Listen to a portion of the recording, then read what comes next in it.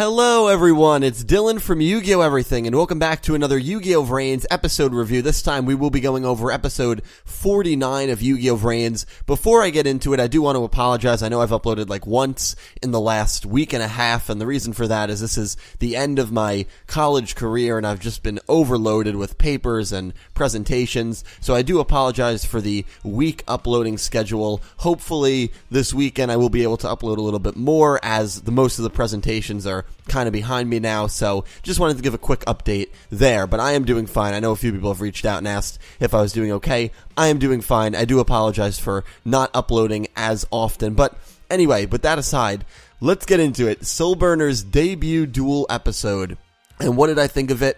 I thought it was incredible. I thought it was packed with, awesome action. We knew he was going to have a great voice actor. Same guy again. I've said it a lot. That does Todoroki, that does Eren Yeager from Attack on Titan. Kajiyuki is one of the most, I'd say, well-known, especially as of now, voice actors in the industry. The fact that Yugioh got him still stuns me, but we knew that he was going to have a very awesome voice, and I thought his voice in this episode was intense, especially when he used his skill Burning Draw and summoned Salomon Grade Heat Lyo. That monster was freaking awesome. We have an upgraded Link summoning, we have a reincarnation Link summoning, we have another Ignis, and seeing how they interacted was awesome. But before I get into that, there was another very subtle thing that happened in this episode. Very recently, I did a video discussing a rule that takes place in Yu-Gi-Oh! That's about 99% accurate, called the left-right rule, where the character that's quote-unquote evil, or the character that you're supposed to root for,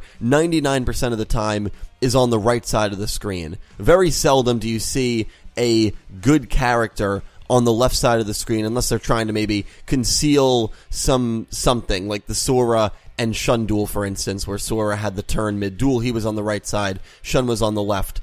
In this duel, Soulburner is on the left side of the screen. Soulburner is on the quote-unquote villainous, the quote-unquote side we should not be rooting for, the character that we should not be rooting for, side of the screen.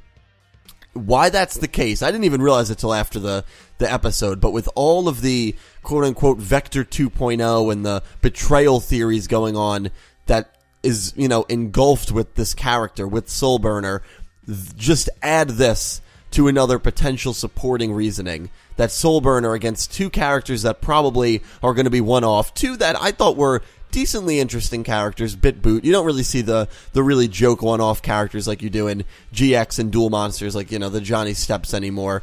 Everyone in this universe is a pretty good duelist, even if, except maybe Naoki, but even if they are going to be a one-off character. And their strategy was interesting. It was all about moving their monster and then dealing effect damage because of that. But I'll get into that in a little bit. Soulburner on the left side of the screen, which, again, when I did a random sampling in that video, in the left-right rule video, about 98% of the time, that rule is correct. The only other time it wasn't correct in Yu-Gi-Oh! VRains was when Revolver was facing Ghost Girl. And Ghost Girl is a morally gray character, so I think she's probably gotten better since that duel, especially given, how she's been in Season 2, or, so far in Season 2. That was just something that really, really caught my eye, and I would love to know what you guys think of that, because, again, they always position the characters for a reason. Why position Soulburner, a character that's supposed to be the best friend of Playmaker, that's supposed to be a really, really awesome, great hero character? In fact, the Frog even referred to him as the next hero of Link VRains, someone that can already surpass Yusaku, surpass Playmaker as the hero and the icon of Link VRains. Why would they put him on the left side of the screen? Maybe it's just a coincidence, but it's definitely something to think about. So I thought that was very interesting. But enough with the conspiracy theories. Generally speaking, I thought the episode was magnificent. Soulburner's debut. Soulburner really, I think, is that breath of fresh air that many of us have been searching for. That character that, besides Playmaker, can really steal the show and really captivate an audience. His archetype are Salomon Great monsters, which I guess the best way that I can describe them are like fire dogs. They all looked like fire dogs or fire lions. I mean, that very end one was, Heat Lyo was a lion. But they're all these monsters that are clad in flames, surrounded in flames, which is what, his Ignis is, flame, and it's what his whole persona is, Soulburner. I also liked the dynamic between Flame and Soulburner. It was a lot more, I felt, innocent and playful than the dynamic between Yusaku and Ai, because Ai is a lot more annoying, I would say, than Flame is, and Yusaku does not stand for it at all, whereas Flame is a lot more to the point.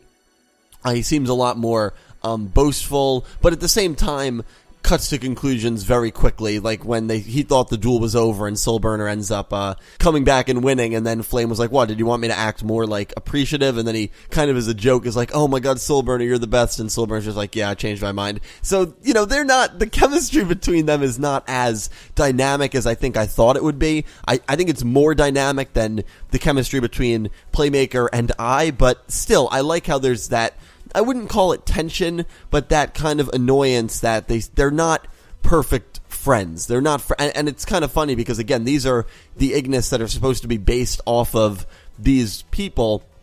So in an ideal setting, you would think that they would be best friends and they would be able to get along, but this is another example of Soulburner, of a kid from the experiment and an Ignis not getting along 100%, and I really did like the dynamic because it's similar to the dynamic that Yusaku has, but it's different at the same time between Soulburner and Flame. So I really, really like that. Bit and Boot combined in the beginning of the duel. I thought it was going to be a 2-on-1. We haven't seen a 2-on-1. We almost did with Prototype A and Prototype B versus Playmaker, and then Blue Angel came to save the day.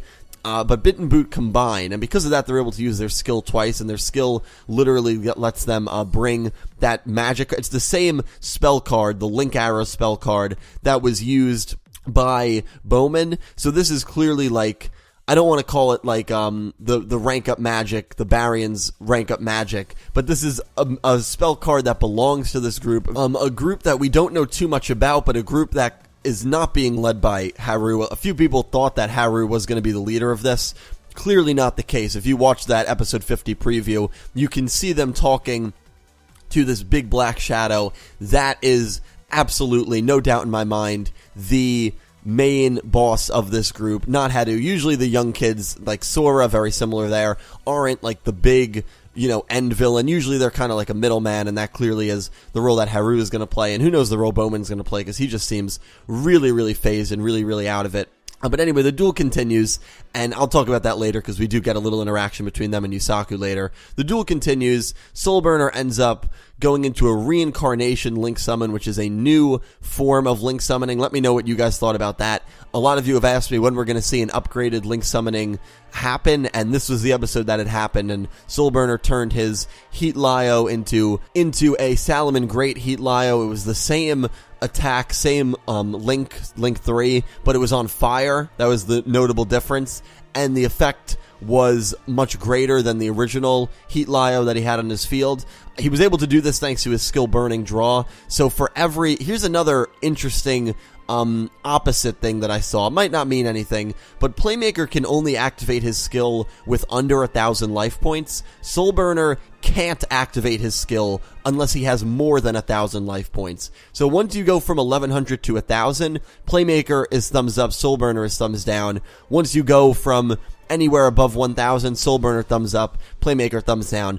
So complete polar opposites when it comes to their skill. Might not mean anything, probably doesn't mean anything, but I thought that was very interesting because Soulburner's skill, he can get his life points down to 100, and for every 1,000 that he loses, he's able to draw an additional card. So because of this great lock combo, and it was a really good combo that Bit and Boot played, where all of the monsters and all of the cards in Soulburner's hands lost its effect, he was able to use his Burning Draw, which I thought the animation, the music also, I thought was awesome in this episode. His voice, the intensity, the animation of the Burning Draw, and this summoning was just awesome. It was an awesome 1 or 2 minute segment of this episode. He uses his Burning Draw. He's able to use I believe it was like Salaman Great Sanctuary, and that was able to reincarnation summon Salaman Great Heat Lyo. He goes on to win. He goes on to defeat this like massive orca that shot a laser out of its mouth, which was really cool. Orca shark, one of those huge sea creatures. So that was really, really awesome to see, like the animals versing each other. You had like the sea animals, and then you had the land animals with the dogs and the cats versing the sharks and the whales, and that was another interesting dynamic of this duel. Bit and Boot end up, I like how they were praising each other early on, but they made the ultimate mistake when Soulburner drew, and it was either Bit or Boot who said, what can you do with only one card? Once you say that in Yu-Gi-Oh, you basically have raised the white flag. You lose the duel once you say, what can you do with only one card? And that is just a classic Yu-Gi-Oh trope. For whoever says that, it's usually the bad guy. They end up losing. Soulburner pulls it out. They fire each other before Haru just says, nah, actually, you're both fired. And I think Haru actually kills them, or kills their, Link VRains personalities by, setting them on fire and burning them up and quote-unquote deleting their avatar. Very similar to how Blood Shepherd killed. I think we all overlooked how Blood Shepherd in 48 literally just killed a dude that approached him, which was, I know the guy was an asshole and hacked into the system anyway, but still, that was cool. Anyway, Playmaker is chasing down Haru and Bowman. Playmaker's like, give us back Jin Kusanagi's consciousness. Haru's like, nope, and he doesn't tell Playmaker what he needs it for, but he says something very similar to what, the Knights were saying earlier in the show, that something huge is going to happen soon. Be ready for it. They break through the, out of bounds marker, and Soulburner shows up. Playmaker and Soulburner can't get through. Haru really has a lot of power. This group has a lot of power in terms of hacking and just doing whatever the hell they want, so you can see why Soul Technologies might even come after them. And an antivirus program gets distributed probably at Haru and Bowman, but I guess since Soulburner and Playmaker were in the area, Soulburner was like, you know what, we should just log out. They have a nice friendly interaction. Soulburner does log out. We still don't hear anything from Ignis. I believe this was the first episode where I did not speak, or the first one that I can remember, so I thought that was also interesting. I guess he's still suffering from the virus. 50 looks to be a nice slice of life episode, which hopefully it is, where Homura is going to recognize Yusaku as Playmaker based on the preview, most likely thanks to Flame, so that will be very interesting to see how that all plays out and what Playmaker's reaction is going to be to that, or Yusaku's reaction, I should say, now that someone knows, besides Kusanagi, that he is Playmaker. Well, Revolver knows it as well, but he didn't know that Revolver knew it at the time, which that was kind of left out. I never really touched into that, but that was kind of left out on, right? That Revolver, smiled wickedly when he found out that Playmaker was Yusaku, but he never used that against him. Never used it against him.